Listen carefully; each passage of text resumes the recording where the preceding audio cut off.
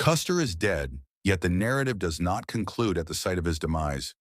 What followed was even more horrifying, more human, and more concealed than anyone was willing to acknowledge. This account transcends mere defeat. It delves into the consequences when retribution knows no bounds.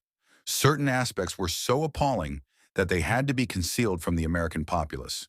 Corpses were desecrated, men were mutilated beyond recognition, and Custer himself was so savagely treated that the army felt compelled to deceive his widow.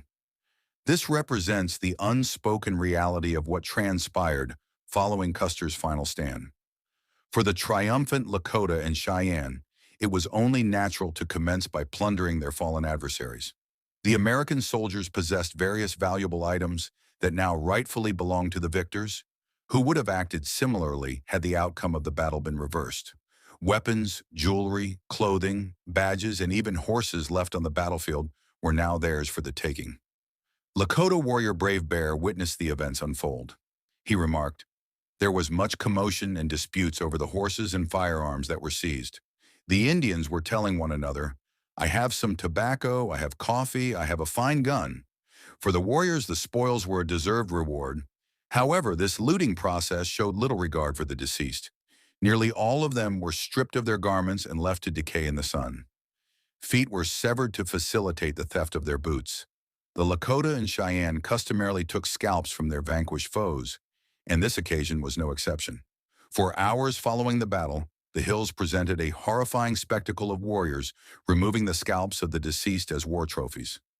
It was not solely the men who were targeted. Native accounts vividly recall how the women of the camp also approached and desecrated the bodies. Two Cheyenne women asserted that they had driven ALS into Custer's ears. Years later, it was disclosed that someone had forced an arrow into an unspeakable location in Custer's trousers. This was a detail that the army chose to keep secret to prevent distressing his widow. According to the Lakota warrior Iron Hawk, some of Custer's soldiers feigned death to evade capture, only to be apprehended by these women. He recalled witnessing two elderly women strip one corpse and commence dismembering him, only for the soldier to suddenly rise and attempt to fend them off.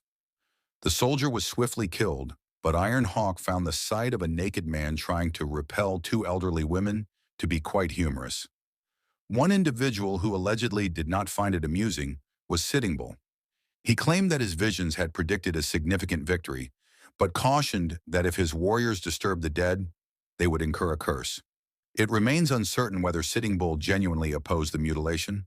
Since interviews with him occurred only years after his defeat, he may have been attempting to distance himself from actions that the public deemed scandalous. However, the battle was far from over with Custer's demise. The majority of the 7th Cavalry remained alive under Major Marcus Reno and Captain Frederick Bentyne, who had entrenched themselves atop Reno Hill. Sitting Bull's warriors launched an assault against them throughout the night of the 25th and all day on the 26th. They only ceased their attack on the morning of the 27th, when their scouts spotted incoming American reinforcements. Bentyne and Reno had been too preoccupied with their struggle for survival to ascertain what had transpired with Custer. It was actually the reinforcements led by General Alfred Terry and Colonel John Gibbon who first comprehended the magnitude of the catastrophe at Little Bighorn.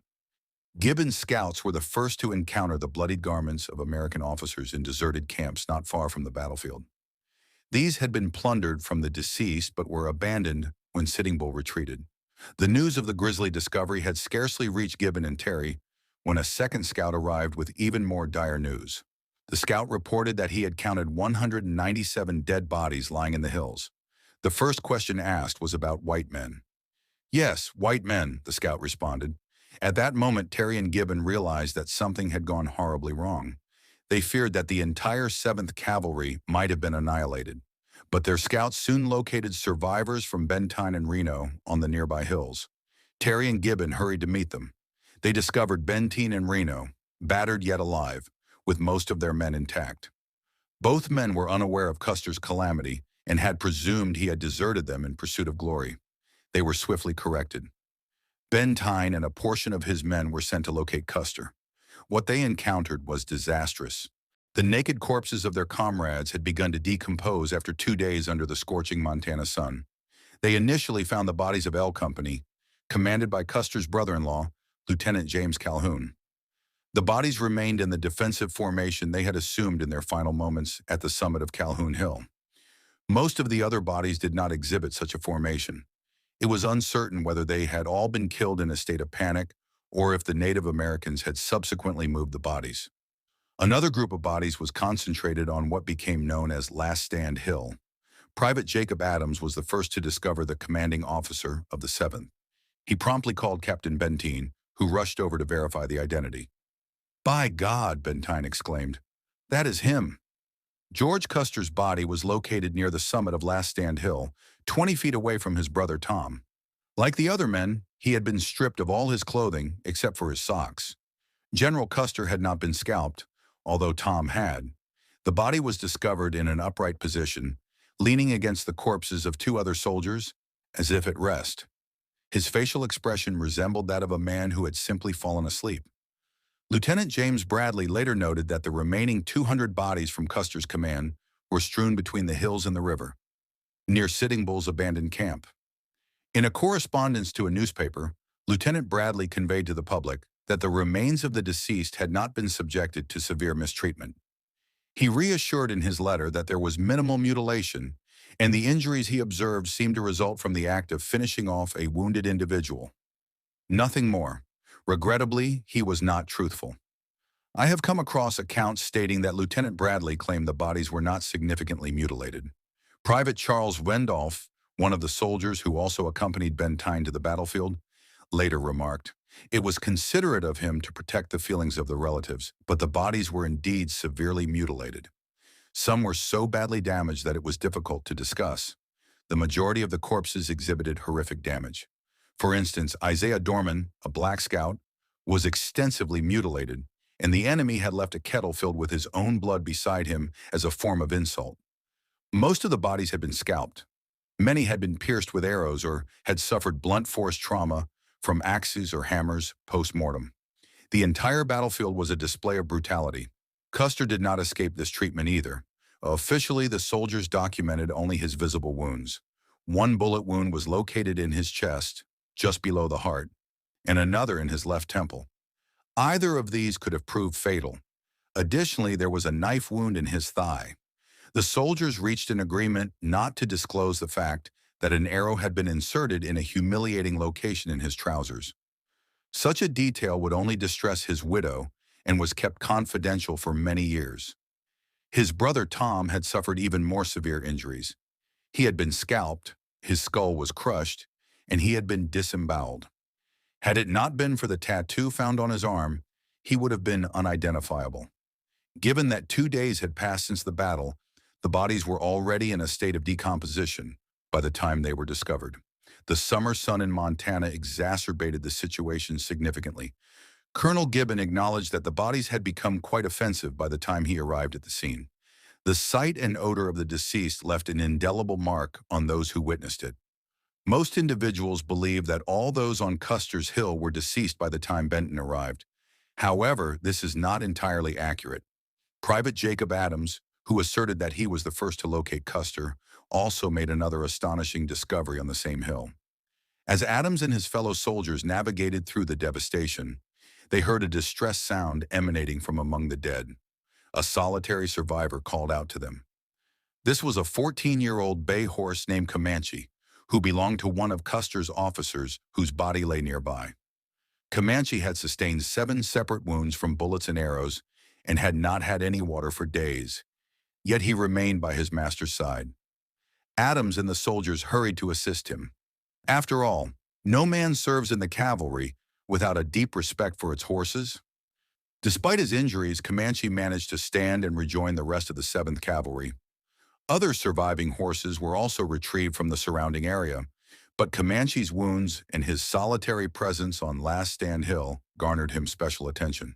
Comanche eventually recovered from his injuries and enjoyed a lengthy retirement as the mascot of the 7th Cavalry before passing away in 1891. He is one of only 4 horses to receive a funeral with full military honors. June 27th was dedicated to counting and identifying the deceased. Many bodies could not be identified, and those that were often lacked certainty in their identification. Additionally, there were 19 bodies from the battle that were never located.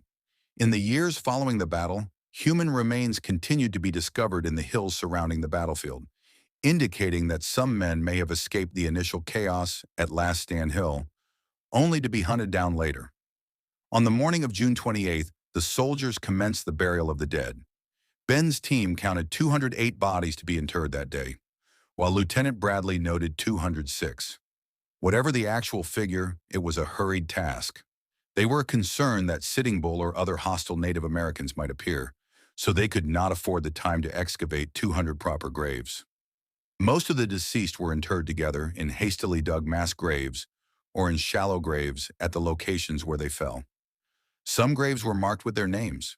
Custer and his brother Tom were laid to rest together. A grave was excavated at the base of the hill, barely 2 feet deep, just sufficient to cover the bodies. The brothers were wrapped in canvas and placed side by side. A small sled and a circle of stones were positioned to deter scavengers. There are conflicting reports regarding who precisely dug the grave and buried Custer, with several men eager to claim the honor. By 6:30 p.m., the task was completed. General Terry was keen to depart and commence the lengthy march back to the main Bighorn River, setting out that evening. There were still 50 injured men requiring proper medical attention, and news of the defeat needed to be relayed to the authorities. The journey back to the confluence of the Little Bighorn and Bighorn River, where the steamer Far West awaited the wounded, was a long one. Medics did their best en route. At least one man underwent a leg amputation, but several unfortunately succumbed to their injuries. The aftermath took a significant toll on the survivors. Major Reno resorted to alcohol. He purchased 11 gallons of whiskey in the 22 days following his return from Little Bighorn. Captain Bentine also turned to drinking as a coping mechanism. This resulted in a drunken altercation between Bentine and Captain Thomas Weir, who held Bentine responsible for abandoning Custer during the battle. Bentine would not tolerate the accusation and challenged Weir to a duel to defend his honor, which Weir declined. Weir could not bear the guilt of Little Bighorn for long and was found dead in his hotel room in New York in December 1876. The steamer Far West sped up the Missouri River, carrying news of the defeat and 38 of the wounded. It broke speed records as it completed the 710-mile journey back to the 7th Cavalry's Fort Abraham Lincoln in under 3 days. The sound of the ship's arrival roused Libby Custer before dawn on July 6th. Shortly thereafter, at 7 a.m., a group of the fort's senior officers knocked on her door. Libby hurried to the door, where the officers insisted on speaking with her privately. By this time, her sister-in-law Maggie was also awake, eager for news about her brothers and her husband, Lieutenant James Calhoun, who had served alongside them. The officers escorted the women to the parlor, where they conveyed the heartbreaking news. Libby and George had been teenage sweethearts and had been married for 12 years.